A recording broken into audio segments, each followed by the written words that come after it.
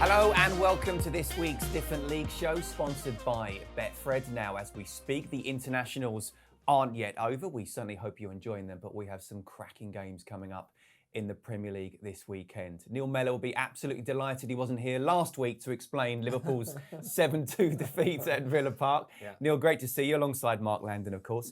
You enjoyed the internationals, though? It's been good for England so far, hasn't it? 2 wins and 2. Yeah, obviously England have a couple of positive results, beating Wales, which I think we expected them to do anyway, and it was interesting to see a few players get that opportunity. Really enjoyed that performance.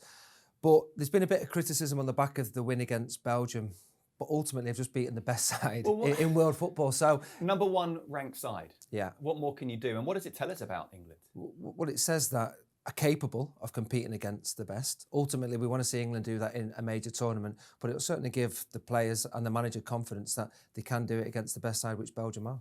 I said last week, I think it's going to be an England-Belgium final in the Euros. We'll have to see whether that comes about or not. Mark, Scotland and Northern Ireland sneaked through in the playoffs, didn't they? I mean, it's great for both of them. Scotland had the COVID crisis and Northern Ireland somehow getting past Bosnia-Herzegovina. Yeah, I mean, particularly I think for Northern Ireland, not many would have given them much chance really of beating Bosnia. Even when they would go down, 1-0, becomes even more difficult to fight back. The amount of times they sort of kept fighting in the last few years, and I wondered whether that was just the Michael O'Neill magic, but clearly not. And Barraclough got a lot out of the team again. And for Scotland, I think they would have expected to have won the game maybe a little bit more comfortably than they did, but they are in the final, a difficult final they've got against Serbia though. Milinkovic-Savic scored an absolute beauty against Norway that took them through. So they'll be outsiders, but they've got a chance at least. Yeah, shame Republic of Ireland didn't quite make it. Would have been some final that with Northern Ireland. But Premier League players who've impressed, doesn't have to be from England, of course. Well, to touch on England to start with, obviously the performance against Wales, there's a few new players who got an opportunity. Calvert-Lewin, who's been flying in the Premier League, hasn't he, for Everton. It was great to see him adjust to international stage and be able to do it. Jack Grealish, who I think we all really, really admire as a player. No surprise to see he was capable of doing it on the international stage. A few of the players that caught my eye, Firmino, ex-Liverpool, I'm not ex-Liverpool, he's current Liverpool, got 2 goals for Brazil. Richarlison scored as well last night for Brazil. Sigurdsson for Everton got a couple of goals. Always look out for the goal scorers, Scott, you know me. I'm going to look out for the goal scorers, and they're the ones that have caught the eye. And when you score goals for the international team, it will give them confidence coming back. And Calvert-Lewin, who has been full of confidence, that will just give him a little bit more.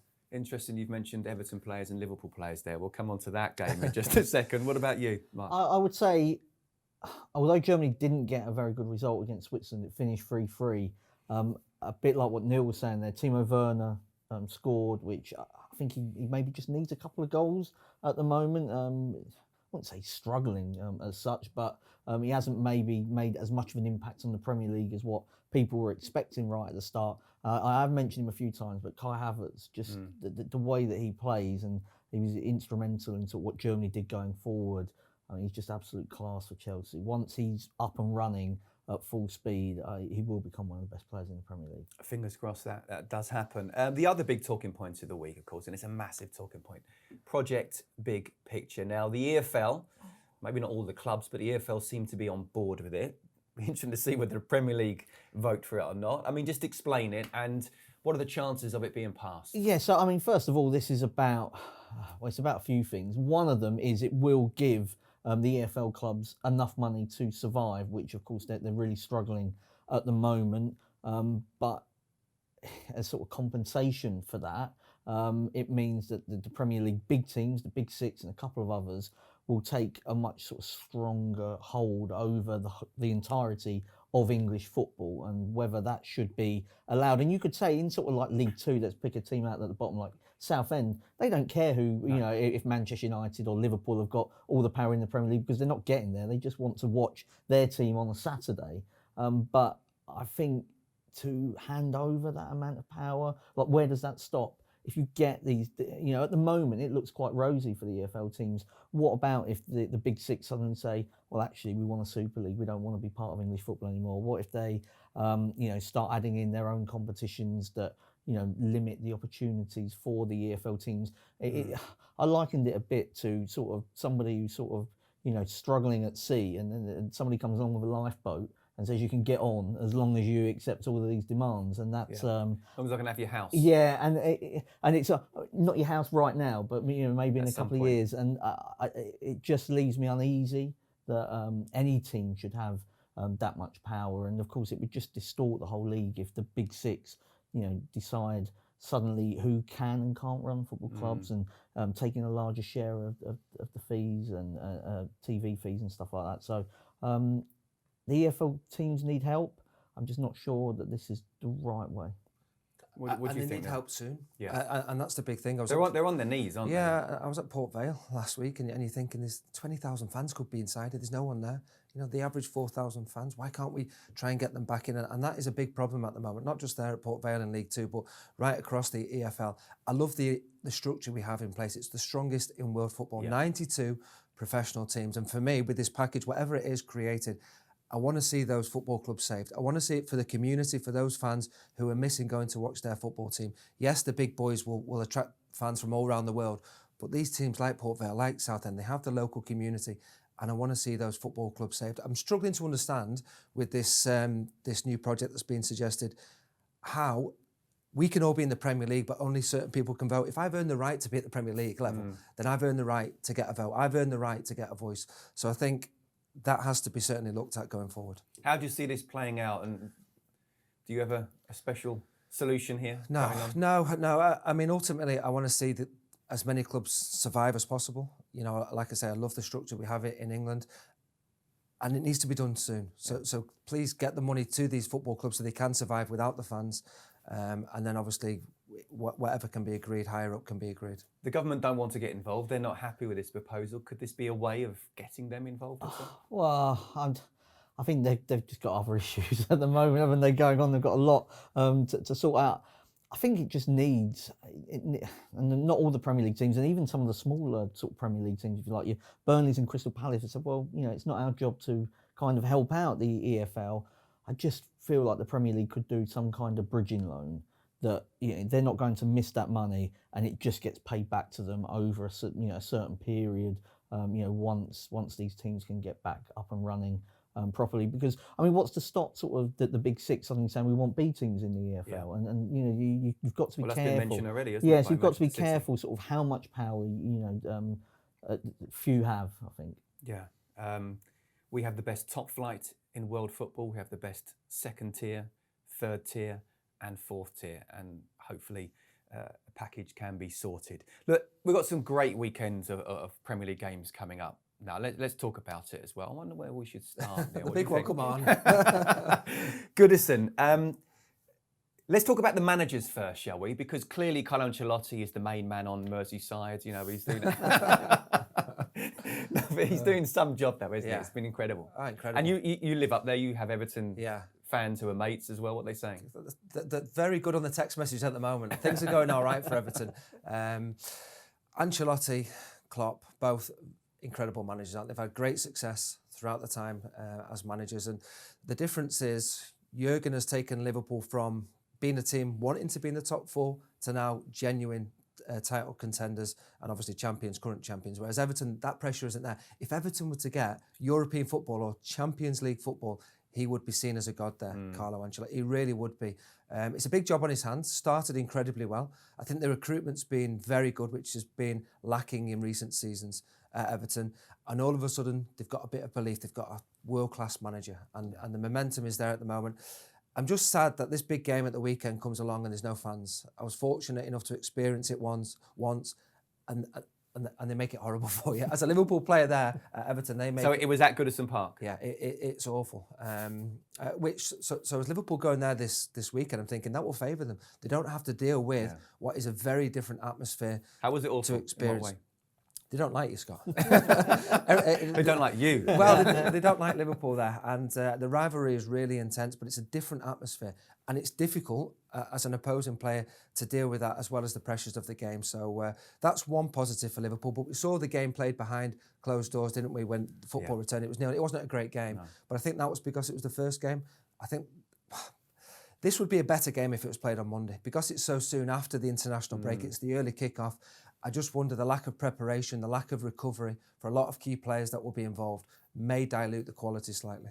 Just on Jurgen Klopp, because we know you are Liverpool. Have I made it that obvious? Well, just a tad.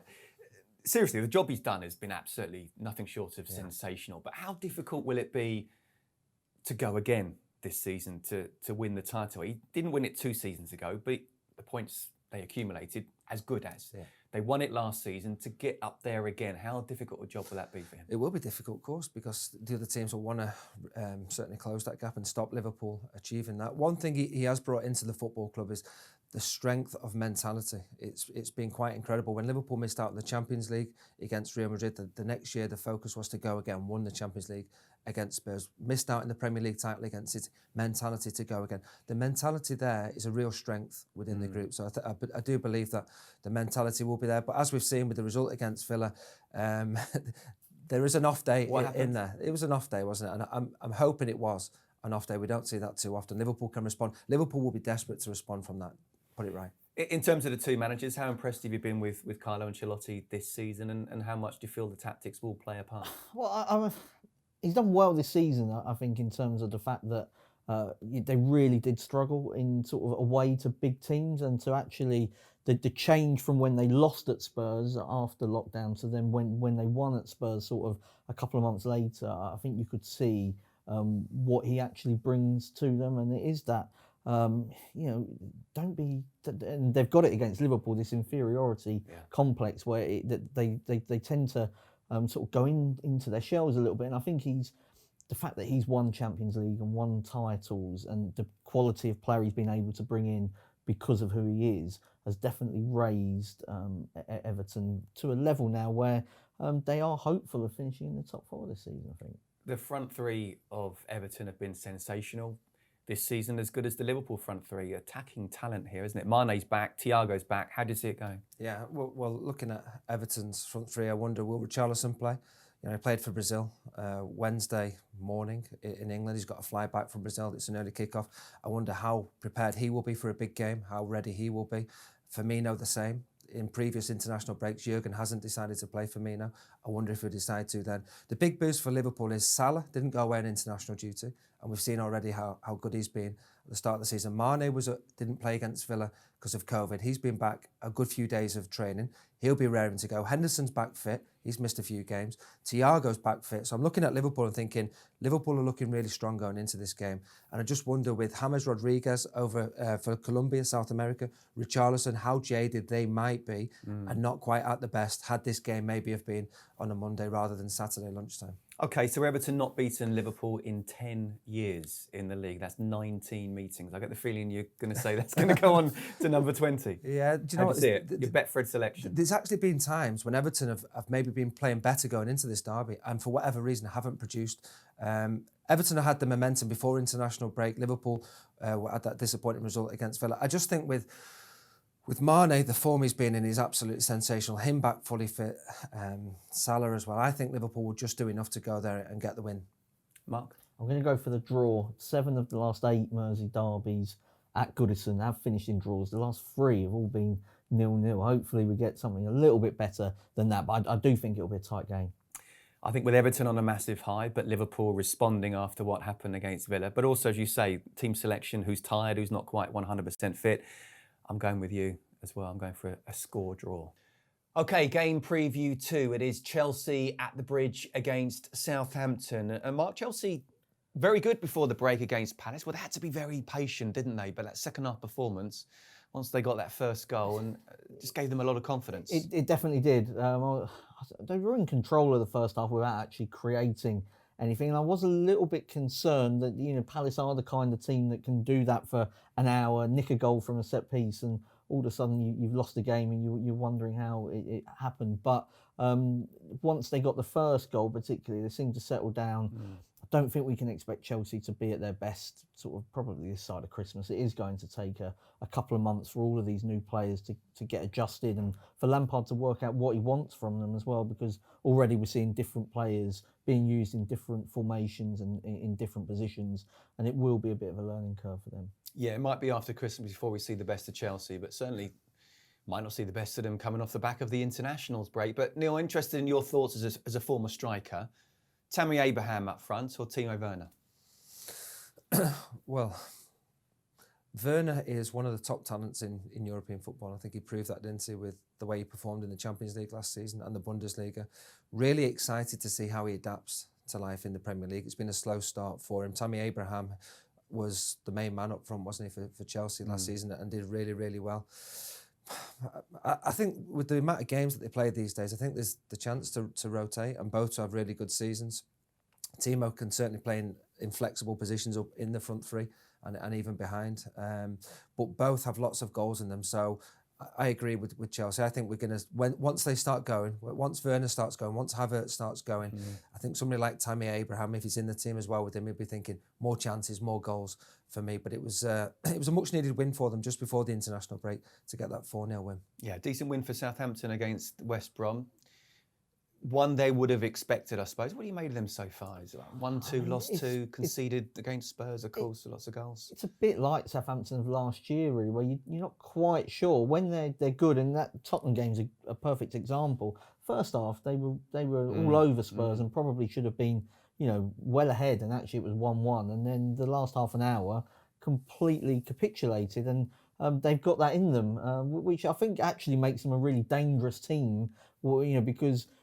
Yeah, I mean, last year at Anfield as well, they gave Liverpool a good game, and they can raise their game. So I think this is not an easy one for Chelsea after the international break. Okay, so what's your Betfred selection for this game then? I'm going for a shock win for Southampton on the back of that. Yeah, just because. How dare you? No. If I'm just doing it purely on I think they're a value bet at the odds. Last year they beat Man City. They beat Spurs, they beat Leicester, they beat Chelsea as well. So they are a capable team, and with Ings up front, you've always got a chance. What do you think, Neil? No, I fancy Chelsea just to do it, rather than as perhaps as emphatic as that victory against Crystal Palace before the break. But I fancy Timo Werner to score in the game as well. So Chelsea out and Werner to score. Yeah, I fancy Chelsea to win 2-0, but I do think it's going to be a very tight game. Might be level at half-time, but I think they'll win in the end. I think they'll have to be patient. Game preview 3. What a game this is as well. Man City against Arsenal. I mean, Arsenal have a terrible record against City in the league, but Arteta beat Pep in the Cup semi-final, didn't he? I mean, how do you see this one? Well, I see Arsenal's hugely improved under Arteta, I have to say. I think they're more resilient. There's more steel about them. They stay in games a lot more than I think Arsenal previously did. I think you looked at Arsenal and thought, vulnerable defensively, and I think he showed that up. I think the signing of Partey, is that how you say it? Partey? Yeah, I think that was a really good signing from Atletico. I think they would have been disappointed to have lost him. He'll be fit, and I think he'll start the game. He's been away with Ghana with international duty, so I think he'll play. Great addition for them. Aubameyang, he's only got 1 goal, so he's due a goal. Yeah. So they have a threat, don't they, Arsenal, going forward? And I think the performance, certainly when I watched them against Liverpool, they're a lot more resilient, and they'll need to be against City. City will create chances, and Arsenal will have to stay in the game because that is a tough game for them. What have you made of City this season so far? I mean, they've blown teams away in the first 20 minutes, but teams have kind of just come back at them, haven't they? Well, it's amazing because they spent a lot of money on the defence. Diaz has come in from Benfica. Ake's come in from Bournemouth. They haven't kept a clean sheet yet. And you think about City and the chances they'll create, but they need to start showing it up defensively now. And I know Edison got Golden Glove, didn't he, last season, and they'll need a lot more clean sheets if they are to improve. It's been a shaky start from City, but they'll be looking at this one. Tough game. They'll be wanting to get the 3 points. De Bruyne, is he fit? All of a sudden he's left Belgium early. He would be a massive blow for them. Aguero's still not fit enough to start games. He's just coming back from that long-term layoff. He's that predatory striker, which I think they've missed.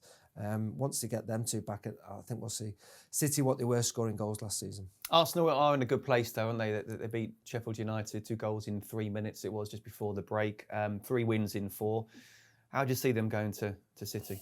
I still think the game against Liverpool, where they showed improvement, but they still, I think, deserved to lose, and it probably was a 3-1 kind of game.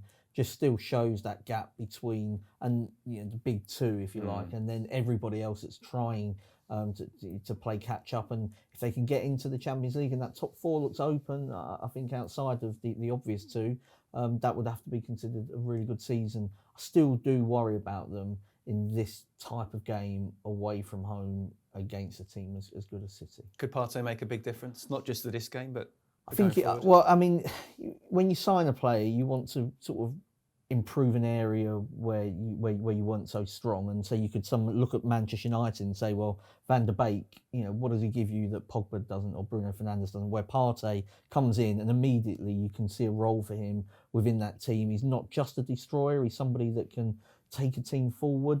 But anybody that comes from Atletico just has that toughness sort of instilled in them. And for how long have people said, oh, Arsenal a bit soft, central midfield lack power or whatever. So, he's somebody that's going to improve them in that area. Okay. Betfred selection for this game. Fancy City to win. And over 2.5 goals. I think we'll see plenty of goals there. Okay. What do you think? Yeah, similar lines really. I was going to go for Man City to win 3-1. City have scored exactly 3 goals in 6 of the last 8 games against Arsenal, and that was the scoreline that the Gunners lost to Liverpool, and I think it's a similar kind of game. See, I'm going to go the other way. I think the value bet here is the draw, and I think Arteta and Arsenal will take on board what they did in the Cup semi-final and try to do something similar. If they can stay in the game after the first 20, 30 minutes, I think they can get something out of this. 4-1, a value bet for the draw, I think. Okay, game preview 4.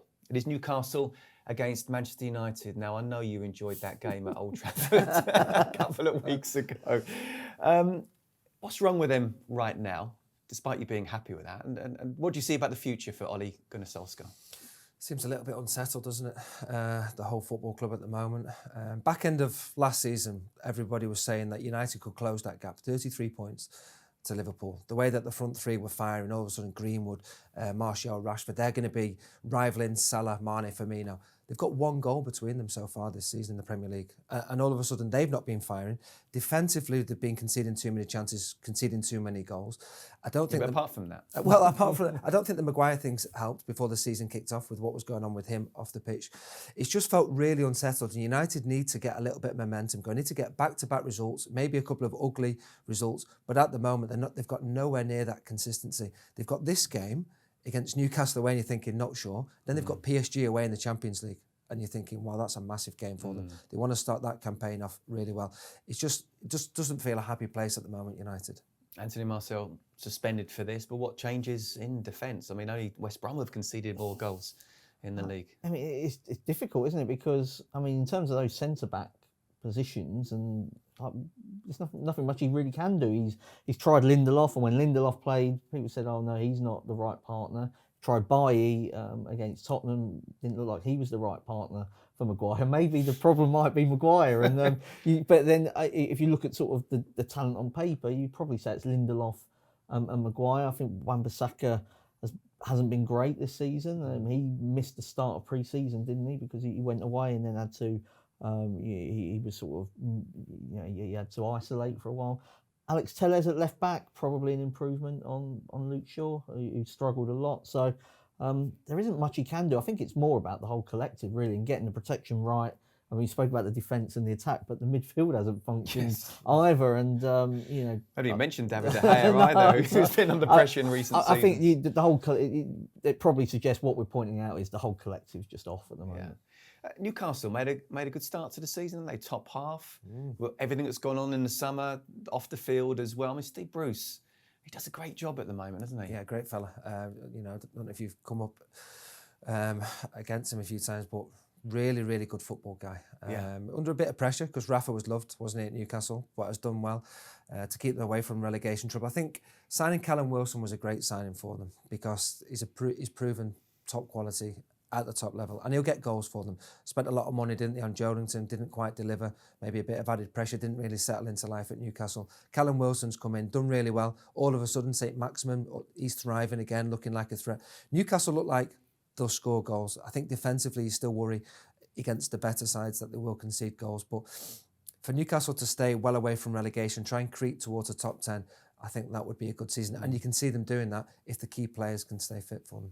Everyone talks about Steve Bruce's man management. I could see that as well. When I was working and covering Aston Villa, he'd be like, come into the manager's office afterwards and have a glass of wine or whatever. So Keith Andrews and I would go in, and before you know, he's like, look, we've got to go, but you stay here. And we're like, okay then. So we're carrying on. We looked around, there's only Keith and I in there in the manager's office. But you can see he's a good guy. He's a really good football guy, A good time or a bad time then to play United?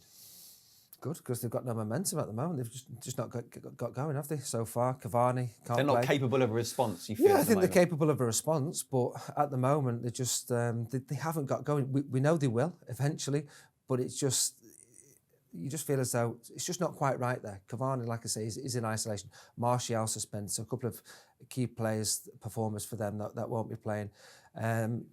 For me, I think United will get something, but I just don't see them going there and getting a comfortable win like in previous years. You've thought that's a banker away. I don't see that as a banker away this weekend. Okay, so what do you see? I see a draw. I think Newcastle will definitely get something from this game.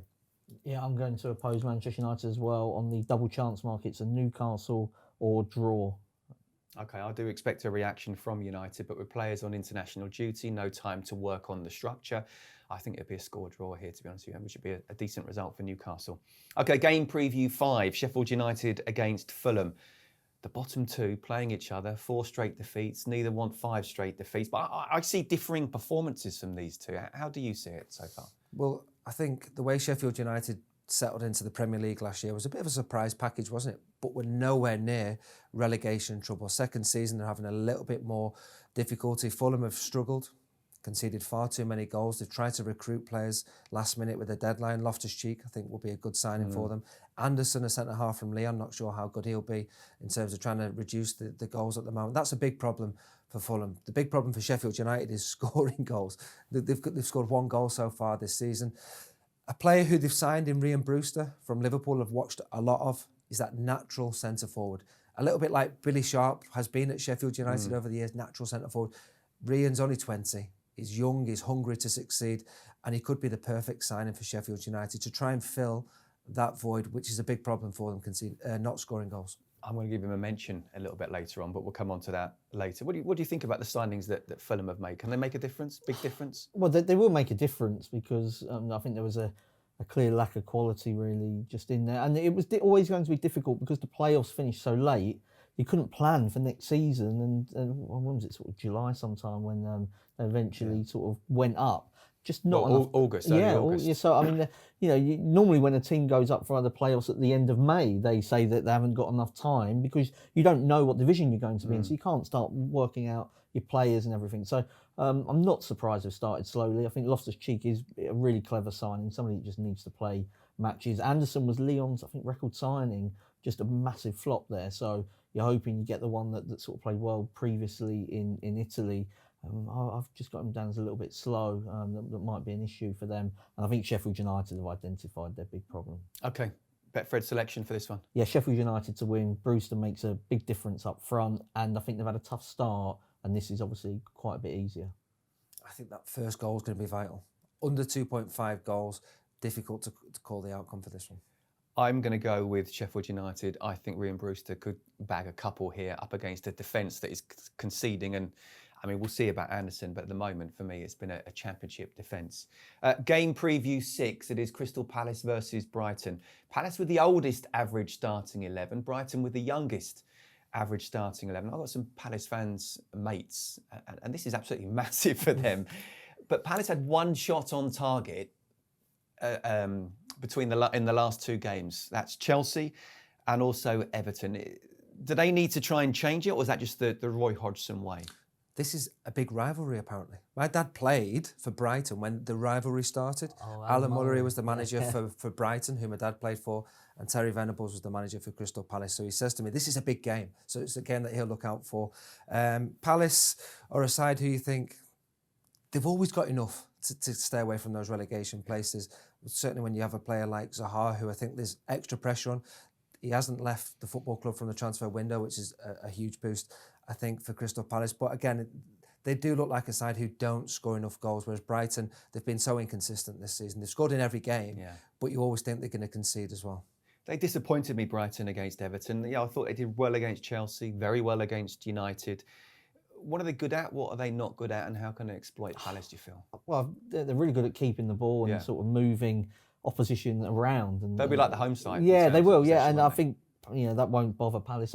In the last season, Brighton sort of had 18 shots on target in the 2 matches, but Palace ended up with 4 points. They drew 1 and won 1. It's kind of what they do. What Brighton are not good at, certainly at the moment anyway. And they've had a tough start. If you think Everton, are right up there, obviously, at the moment. Chelsea as well, United. And United. So it has been a difficult start for them, but they're conceding like way too many goals. And I think individually they're okay, but because Graham Potter wants the team to go and express themselves, they may be just a little bit too open at times. Yeah, this might suit Palace. Despite playing at home, they'll play a counter-attacking game. Betfred selection for this one? Well, Dad told me I can't pick anything else but an away win, so I'll go for Brighton.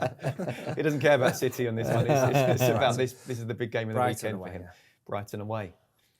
I was edging towards Brighton, but just makes me nervous about sort of how they're suited to this kind of game against Palace, so I went for the draw. I'm going to go Palace win. I wouldn't be surprised if it's the only shot on target. One of us will be right. Yes. We can't all be wrong. Will Sahar, apparently, it's the most goals or the goals he's scored against a team.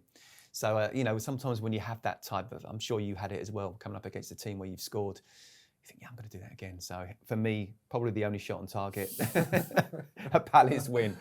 Game preview 7. Good game, this one as well. Spurs, West Ham. I mean, everyone talked about United. Stewards between they might need it. Everyone talked about United and how poor they were after that 6-1 defeat. But what about Spurs? Do you feel that it didn't get enough credit?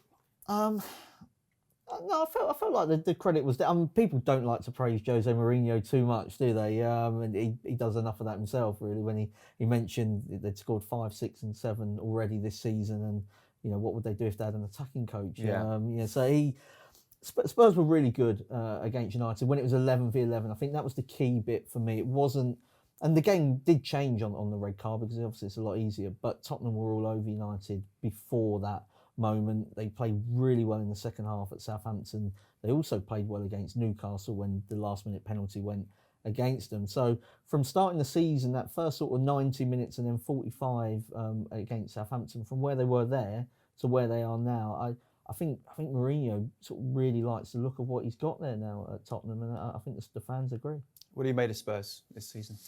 Slow start with that defeat. Surprised that they got beat by Everton, but as you just mentioned there, with Harry Kane backfiring fit because he was injured, wasn't he, for a long period of back end of last season from January. He's such an important player. I see him as the best out-and-out centre-forward in the Premier League. I think he's such an important player. Son, who scored a few goals as well this season, Bale to come. I think there's a real positivity around Spurs that not only can they break into the top 4 back again, but maybe reduce that gap which was so big to the top 2. They look like they'll score goals. Defensively, I don't think they've had a clean sheet, have they, this season, which is a little bit of a concern for them. But they look like a good, entertaining side to watch. Is that a surprise to say that for Jose? They looked all right this season, it is a surprise for Jose, not for Spurs, but for Jose. I think the same can be said for West Ham as well. I mean, great form at the moment, aren't they? Beat Wolves, beat Leicester, should have beaten Arsenal as well. Playing well. I mean, after the game against Newcastle, we worried, didn't we? Yeah, absolutely. And maybe David Moyes needs to stay away all the time. They're brilliant without him. He's loving playing, managing from home, isn't he? It's almost like a computer game. I'll stay at home. West Ham fans worried that he's back in the dugout now. It depends on that result, doesn't it? Do you know what? The person who's taken charge, Alan Irvine, one of the greatest coaches that I worked with, absolutely loved working with him. And I'm pleased that he's had that sort of effect. The manager being away, it does have an impact. There's no doubt about that. He's not in and around. The presence isn't there. And Alan Irvine has certainly stepped up and done really well for West Ham. What makes him such a good coach? Man management skills. He's very thorough with the details. You know exactly what you need to do on the pitch to go out there and do the best for yourself, but also for the team. And he makes you feel great about yourself as well. It certainly did for me. And I think we've seen that with some of the performances. Antonio looked absolutely superb. Bowen, who I thought has kicked on as well. Souček, Rice. All of a sudden, the key players are performing really well for West Ham, and they've got a couple of good results back to back. This is a tough game, though, isn't it? This is a tough game at the best of times. So I think they'd probably take a point. Am I harsh to say that? I think West Ham would take a point. I see goals, but no way am I calling Tottenham or West Ham. I'm saying goals in this game. Over 2.5 goals. Do you know what? It's City and Liverpool to come as well. It has been a really tough run of fixtures. I said even after the Newcastle game, Spurs is a type of game where West Ham can go and get something. But with Spurs in the form they're in, I'm going to say that it's going to be a score draw as well. I've got a feeling that you're going to be something different. No, I'm going to go for both teams to score, just as the one. I mean, as Neil was saying there, no clean sheet for Spurs. That includes like 3 Europa League games where they were really strong favourites. And West Ham, you'll know, Scott, this is their big game of the season. Yes. You know, the fans will forgive a lot as long as you turn up against Tottenham. And they've scored 9 of their last 10 visits to Spurs, which, you know, given the kind of class difference between the teams, I think shows that they really do have a go at Tottenham. It was the big game when I was at West Ham. It was also the big game when I was at Chelsea. But I think the younger generation of West Ham are looking at Chelsea as a much of the rivals. But we'll see on that one. Okay, game preview 8. It is Leicester against Aston Villa. I mean, this is a good game as well, isn't it? And Spurs didn't get the credit they deserved against United, although you said they certainly did, or you felt they did. What about Villa against Liverpool? How good were they? Yeah, they were superb and deserved to win the game. There's no excuses from a Liverpool point of view there. I think when you look at teams who've recruited in the transfer window, you look at Aston Villa and go, wow, they've recruited really, really well. I think perhaps the best signing, if you can call it that, is keeping Jack Grealish. I don't know how they kept hold of Jack Grealish. I see him as an outstanding player. Perhaps the COVID crisis put teams off with the price potentially, but he was at his best against Liverpool. The creativity he has, he's now got a real threat going that way with Watkins, who works his socks off. He'll be the false 9. He'll nick it off your defensive midfielder, and he'll still run in behind. He scored a perfect... False 9 and a proper 9. He was everything against Liverpool. He was everywhere. He was superb. So they've got the creativity going on. I still think vulnerably defensively, they'll give you a chance. But this is a top of the table clash. And it's such a difference what momentum can give you. Villa thinking we might struggle this season. Now they've started really well. They're not even talking about relegation, which is what a difference a few results can give them. Certainly. I mean, on Ollie Watkins, we saw a lot of him in the Championship last season. Do you think he'll be a big success in the Premier League? Yeah, I think he'll play for England one day. I really believe that. Yeah, I think he's now got the platform to show what he can do at Aston Villa. If he can stay injury-free, he's got a manager who believes in him. He'll get the game time. And like I say, his work ethic is so good for the team. He'll work across the line. He'll hold the ball up. He's got the pace, but he's got the finishing ability as well. So I think we'll see a good season from him at Aston Villa.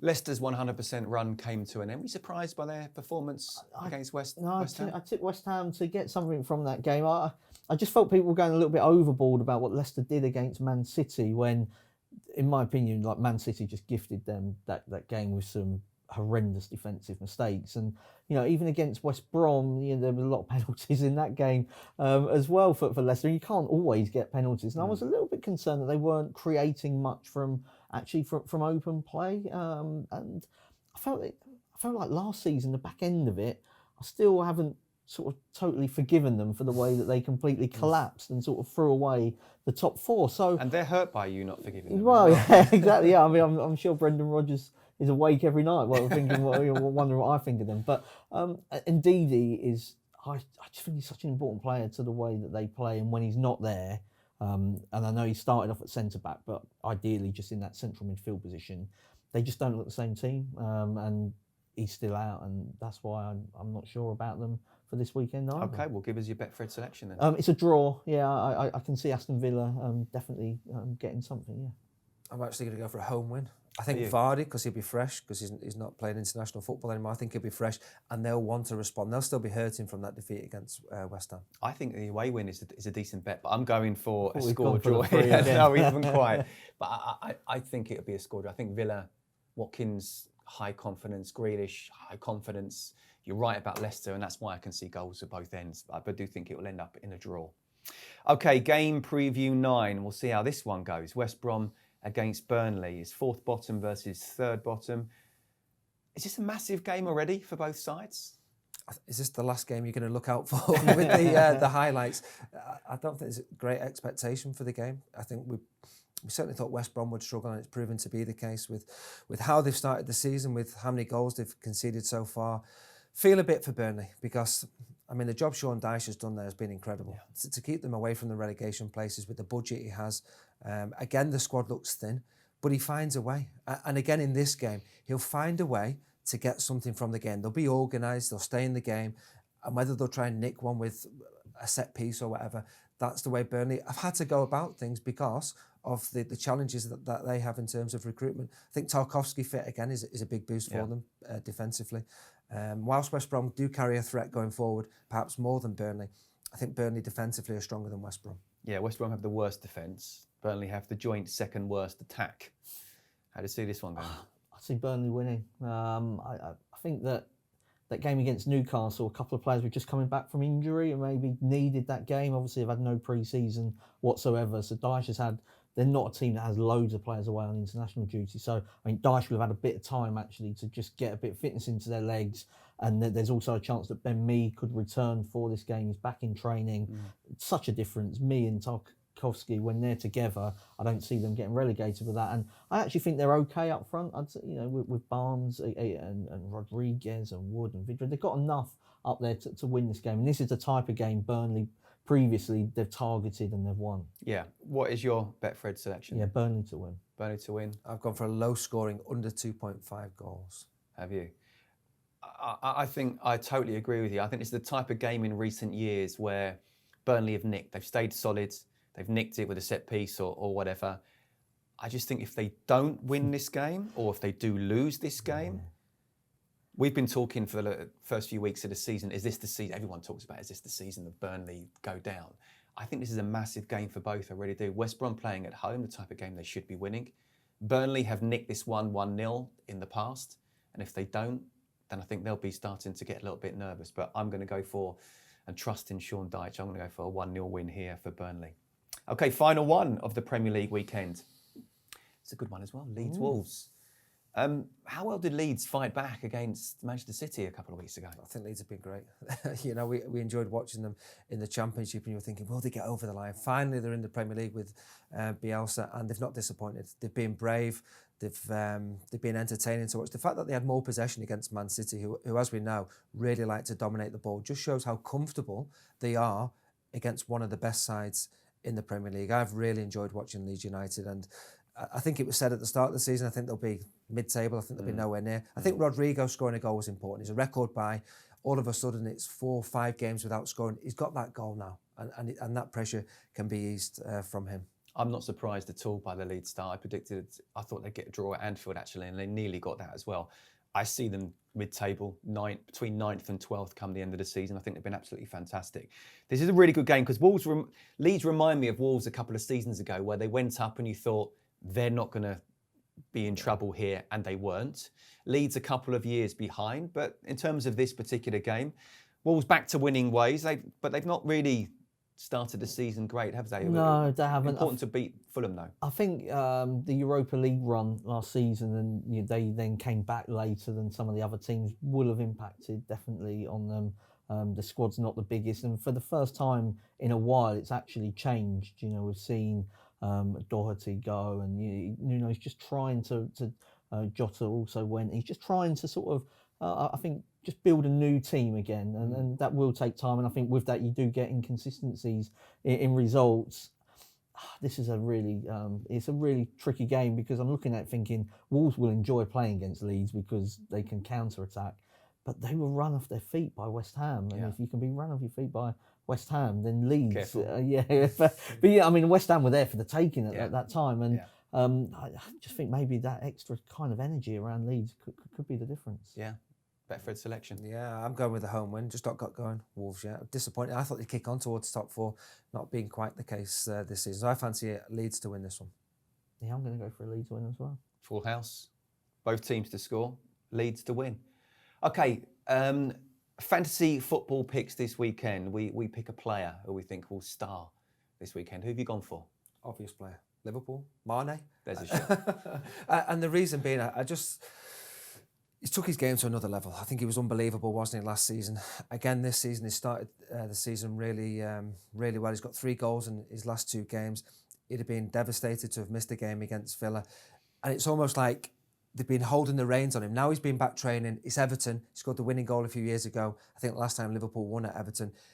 He'll be desperate to get back out there and catch Salah as well. There's a good little battle with goals for Salah and Mane. Healthy rivalry. Yeah, healthy rivalry, absolutely. You had a few of those? Yeah, we got to, haven't you, as centre forward. So I see Mane as somebody who's fully fit and desperate to get back out there. And the form he's shown this season, I see him continuing that against Everton. I think he'll put a big performance in. Yeah, I wouldn't fancy being an Everton fullback on Saturday. Who have you gone for? I've gone for Son, who's the highest scoring player in the fantasy game this season. Obviously got the goals and the assists. And he's sort of outperforming Aubameyang and Salah sort of down as midfielders at the moment. But it's also about Tottenham's fixtures coming up. So West Ham, they've also got West Brom, Burnley and Brighton. So a good opportunity over the next month for Son to continue his hot streak. Okay, I've gone for Ryan Brewster. I do think he's already a Premier League player. I saw him last season. The way he came into Swansea was absolutely brilliant. I think he's up against a defence that I've said before is, well, certainly conceding, if not a championship defence. Maybe they've improved a little bit, but he'll be desperate to prove himself in the Premier League. I can see him grabbing a couple of goals. Proper finisher. Yeah, we'll see on that one. Okay, team treble. We pick a team who we think will win this weekend and why. I'm not doing too well on this at the moment, so we'll see how my one goes. But who have you gone for? Start with me. I'm going to pick a team which we all agreed on. I'm going to pick Leeds United. Been really impressed with how they've started the season. There's a belief, there's a confidence about the way they're playing. I think they'll take confidence from the point they got against City, taking the game to them. And I think it'll be a good open game against Wolves. I think it may suit Wolves the way Leeds will play, but Leeds will dominate the ball, and I think they'll just have enough to beat Wolves. It's one of those risky ones. I could have picked perhaps a more obvious one, but I thought, let's go for a bit of value. So Leeds United for me. You could have picked an obvious one. You could have picked Everton. Who have you gone for, Mark? I've gone in Italy. It's the Milan derby on Saturday. I've gone for Inter to win it now. AC Milan are on an amazing run. They haven't lost since lockdown, but this is one of the most difficult games that they're going to encounter. I think Conte really fancies the title this year. There's a bit of, Pirlo's in charge at Juventus. There's maybe a bit of vulnerability about them. Scored 10 goals in 3 games already. Lukaku, you saw the kind of form he's in when he played for Belgium against England. He's been playing like that for a while in Italy. Him, Lautaro Martinez up front. I'll take Inter to win the derby. Okay, I'm going from Serie A to the Championship. I'm going for Luton to beat Stoke. Luton, 3 wins from 4. Fantastic start. Wouldn't necessarily have thought that. How much will Nathan Jones be up for this one? He will. I mean, it's almost a question of get everyone to calm down, but they'll be 100% motivated for this game. And I just think that the way they started the season, plus that motivation, the odds looking pretty good as well. So I'm going for Luton to beat Stoke. And look, the Champions League group stage are returning next week as well. Let's have a quick look at some of the games for the English teams. Chelsea-Sevilla. First ever European encounter between these two. And Mark, I thought Frank Lampard did really well to get to the knockout stages last season until obviously they met Bayern Munich. But they're up against the Europa League kings here, aren't they? Yeah, and Sevilla have already started quite well. They went to Barcelona and got a draw last week. Well, certainly the week just before the international. So last time out, reasonably well coached team by Lopetegui. Difficult game, I think, for Chelsea in terms of the fact that Sevilla have got a really strong defence and are dangerous on the counter-attack. And you do wonder, I worry for Chelsea on the counter-attack. I still feel that they're quite vulnerable.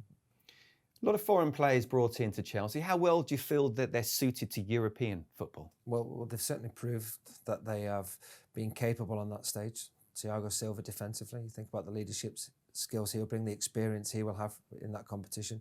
Havertz, so I think we're all excited to see how he'll do at Chelsea. Werner as well. So I think the recruitment has been good.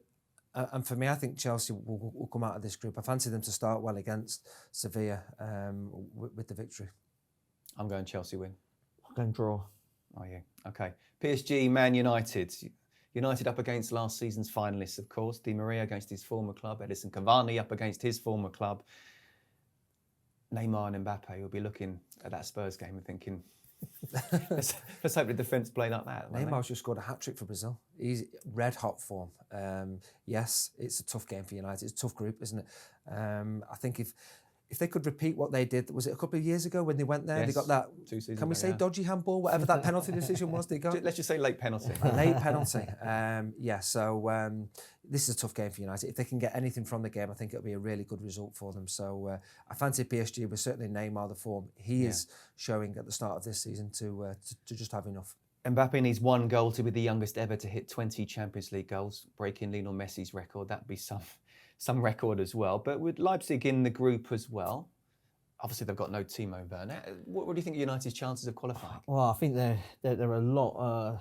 It's a lot harder than the odds would suggest. In terms of the betting odds for this is Paris Saint-Germain favourites and Manchester United comfortably second favourites, followed by Leipzig. I think it's a lot closer than that. I mean, the way United have started would not necessarily fancy them to beat Leipzig at all. You know, you'd be struggling to make them favourites really against Leipzig, and I think that United will really struggle in this game as well. And you could argue that handball that kind of sealed Ole Gunnar Solskjaer's sort of role in terms of taking him from sort of caretaker to permanent long term maybe wasn't the best thing that happened for Manchester United. Oh, controversial.